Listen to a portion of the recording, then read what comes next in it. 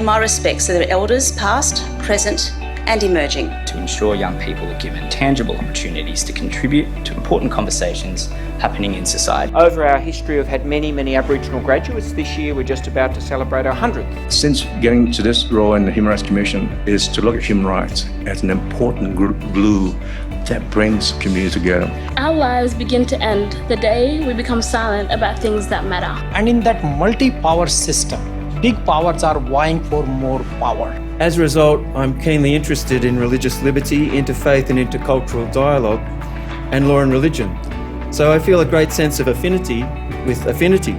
Flying with two wings is the core of the spirituality that Fethullah Gulen brought as he continued to mature and develop as well. And record numbers of journalists throughout the world being imprisoned, killed, and taken hostage. But we've never really defined at a uni level what a journalist is. But where journalism differs from most other professions is, not all, but most, is this other notion of serving the public.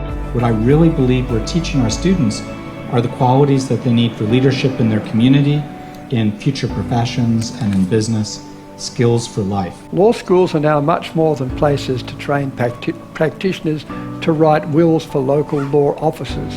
They're broad educational institutions to train lawyers to do all aspects of work right up till the middle of this century and beyond. It's a privilege for me to help facilitate today's discussion. Fake news, propaganda, and politics.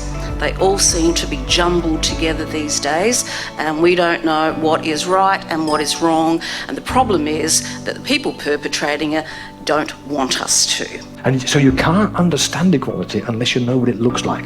And you can't know what it looks like if you're not in dialogue, if you're not talking about it. That inclusivity means a thriving and prosperous society.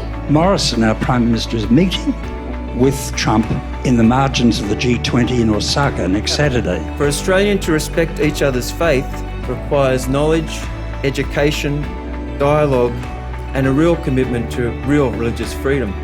This is the sort of work that Affinity is committed to. And I'm speaking here not in terms of religion. I'm talking of those things that deeply motivate individuals and cause them to want to emulate the person that they have been listening to. Deep peace being trust at its most basic. People learn to trust aunts, uncles, nieces, nephews, right? And to recognize the commonalities in the human community. The harm on the environment is at an alarming rate. And we've just seen the bushfires, and a lot of people have been linking that to climate change. People working together has people feeling, you just draw hope from it. You can reach a bigger audience through a metaphor, which is this tiny little poem of documentary, than I did with the feature film. An area always was, always will be Indigenous land, but it's an area that always has been an area of great learning and education. I truly believe that both seek a strong bottom line and hope to contribute to the well-being of society by aiming to solve three major social problems: disunity, poverty, and ignorance.